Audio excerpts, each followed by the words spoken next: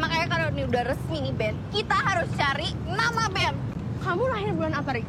September. September. September. Zodiak. Ya Virgo lah. The Talkies, ngomongin film bersama Bayu dan Edoy. Virgo and the Sparklings, film ketiga dari Jagat Cinema Bumi Langit. Tapi sebelum kita bahas reviewnya, kita mau kasih tahu kalau kita juga bisa dilihat di TikTok. Tenang, bukan edit ulang, tapi kita memang taping baru khusus untuk TikTok ya. Iya. Oke, sekarang kita bahas filmnya. Ini kau masih merasa aku selalu menantimu. Virgo and Sparklings itu ceritanya tentang Riani. Ini origin story-nya Riani menjadi Virgo. Oke. Ya, dia anak SMA yang dari tangannya bisa keluar api dan dia nggak bisa mengendalikan gitu. Nah sampai udah mengganggu nih kegiatan sekolahnya, dia harus pindah sekolah. Nah ini di sekolah ketiga dia udah nggak bisa pindah lagi, dia masih kayak gitu. Nah kemudian di kotanya dia ketemu nih sama, di sekolah barunya ketemu sama geng baru, ya Usi, Usi itu keyboardis ya.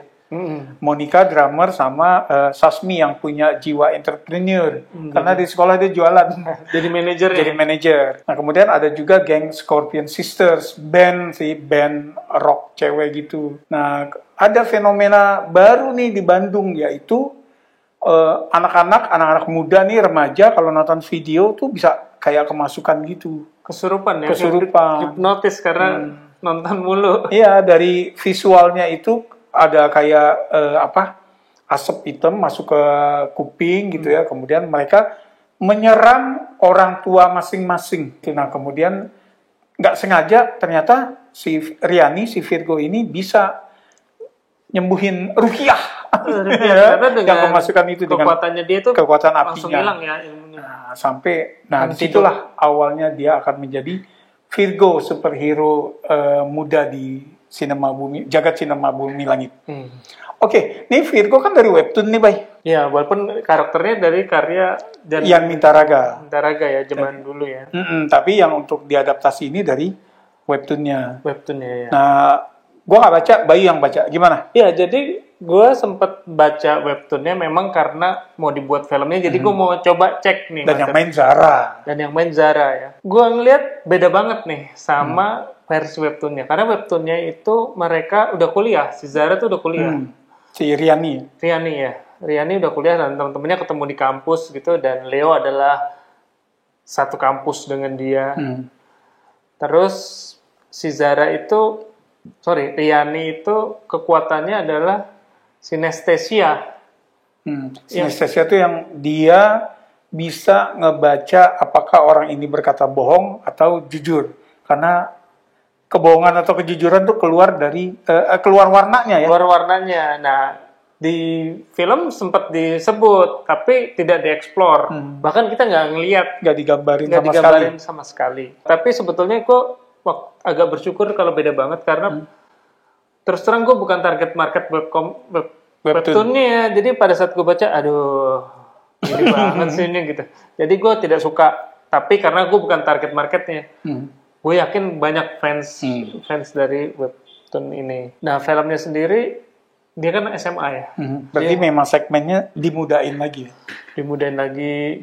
Waktu trailernya keluar tuh banyak yang concern soal kostumnya. Jadi dikasih tahu aja bahwa memang kostumnya yang ada di sini tuh bukan kostum superhero tapi kostum band.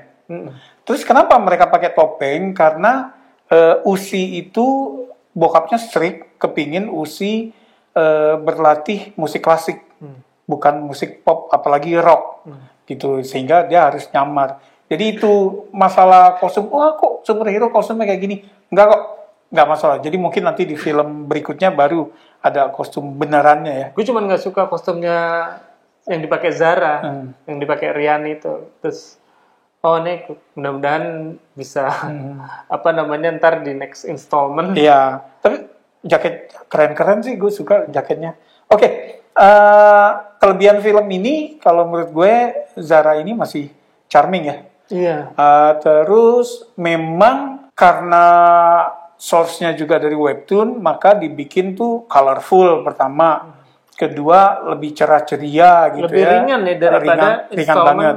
Bumi Langit yang sebelumnya yang kayaknya dark gitu.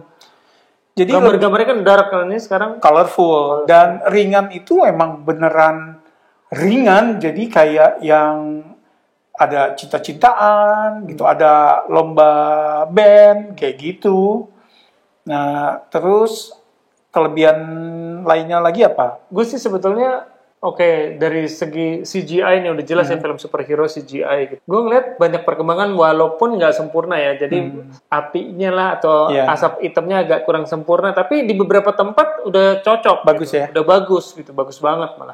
Kalau yang kurang sempurna, terutama di adegan yang membutuhkan Riani itu harus lompat gitu. Nah itu agak kurang special effect-nya. Nah, terus banyak musiknya juga ya, jadi kita bisa, kalian suka bisa enjoy gitu. Oke. Itu. Nah, kalau gue musiknya gini, sama kayaknya sama lo juga, bahwa masih tipikal film kita ketika ada adegan musik, adegan orang nyanyi, itu yang dikasih ke penonton langsung hasil produksi studio ya. Mixingan studio. Iya, gitu. Jadi ya kalau menurut gue nih, tentu pembuat filmnya punya pertimbangan ya. Apa namanya? Kalau bagi gue, misalnya dia nyanyi di ruang kelas, ya biarin aja. Mentah dulu ya. Mentah dulu suaranya dia pada saat itu, baru setelah dia off screen mungkin bisa transisi lebih enak. Tapi mungkin selera juga ya.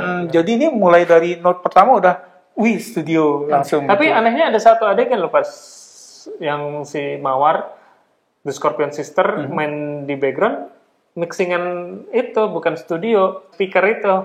Oh, tapi dia kan berhenti kan di tengah lagu. Nah, gitu. Mau nggak mau kali ya.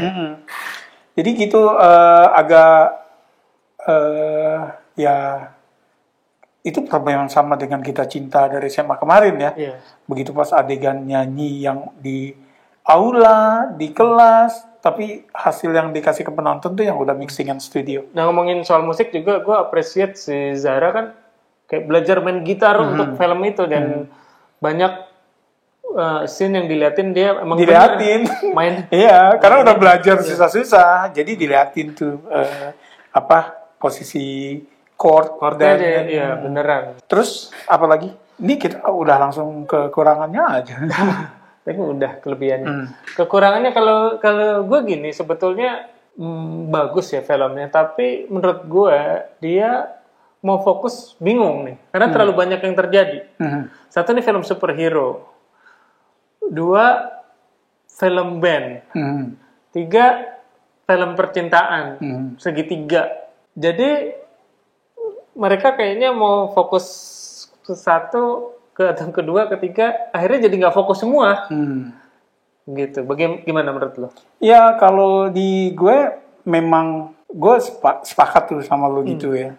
Jadi, tapi mungkin itu memang disengaja ya, baik supaya nggak terlalu kental unsur superhero-nya gitu, karena target marketnya gitu kan. Jadi sengaja dikentolin lah yang unsur keremajaannya. Gitu. Malah gue tadinya berharap nih bandnya tuh The Virgos. Festival bandnya tuh digarap serius persaingannya, sehingga klimaksnya tuh antara Scorpion Sister dan The Virgo and the Sparklings itu gitu. Tapi kan nggak dibawa ke situ ya, dibawanya ke konflik lain. Nah, kalau gue gini, gue ngerasain ada beberapa hal yang janggal karena memang kayak establishing-nya tuh agak kurang. Misalnya kayak, ya itu tadi pertama ya, sinestesianya gitu loh. Itu cuma lewat dialog. Aku sebenarnya bisa ini gitu, tapi penonton nggak pernah dikasih lihat. Terus sama kayak ada adegan yang menurut gue, loh kok dialognya kayak gini. Jadi ketika, ini bukan spoiler, ketika si Riani itu ngejar orang yang pelaku, ya, si villainnya, kemudian, tapi si villainnya itu udah bikin beberapa remaja kerasukan kan, gitu loh. Jadi pilihannya Riani adalah ngebantu ngerukiah anak-anak yang kemasukan atau ngejar villain, dan dia pilih untuk ngejar villainnya kan, sampai akhirnya ada satu korban yang kecelakaan sehingga meninggal gitu kan. Nah, dialog dari teman-temannya kemana aja sih gitu kan, misalnya kayak gitu. Nah terus satu lagi, percuma kita udah latihan susah-susah, emang kemana aja? Loh kok gitu, jadi maksud gue, Oh iya. apa nih gitu loh. Kan, betul. nah terus kalau menurut gue juga gini, apa yang dilakukan oleh Riani, mereka juga kan udah tahu, mestinya nggak muncul juga pertanyaan itu gitu kan. Jadi pada saat mereka berharap Riani di situ, Riani pergi. Terus pada saat mereka berharap Riani pergi, Riani di situ. Gitu iya, kan? Nah terus maksud gue, dan di situ Riani memilih untuk kemudian bersedih gitu, bukan gue lagi ngejar yang jahat, lo kan ngeliat gitu loh. Kesimpulan gue sih sebetulnya cukup banyak hal yang gue bisa enjoy walaupun banyak kekurangannya. Gue kasih 7 deh. Oh oke. Gue nggak suka film ini. Oke. Gue penggemar beberapa karya Odia Rahab ya. Orang Kaya Baru, terutama Kapan Kawin, Hit and Run, tuh solid 8 semua buat gue gitu ya. Ini ya, kalau mau dibilang kayak FTV gitu ya misalnya ya, tapi itu istilah yang terlalu klise buat gue. Tapi kayak bobot di sini bukan kualitas, tapi maksud gue the weight of the movie sebagai superhero movie nggak kelihatan gitu. Terus yang paling menonjol buat gue adalah sebagai film superhero, sense of excitement-nya nggak ada. Itu jadi yang kayak kejar-kejaran, kayak fighting-nya, kayak revealing siapa yang jahat, siapa cameo-nya, termasuk cameo-nya tuh kayak yang nggak ada juga nggak apa-apa karena nggak nambah apa-apa.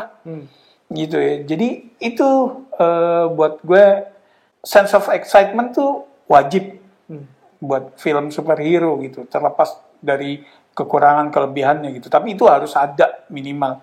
Nah, gue nggak bisa ngasih lebih dari 5. Oke. Gitu. Jadi gimana yang udah nonton? Setuju ke Bayu atau memang nih film kurang aja gitu kan ya? Silakan tulis di komen, di like, subscribe kalau belum. Makasih udah mampir. Sampai ketemu di episode berikutnya. Salam.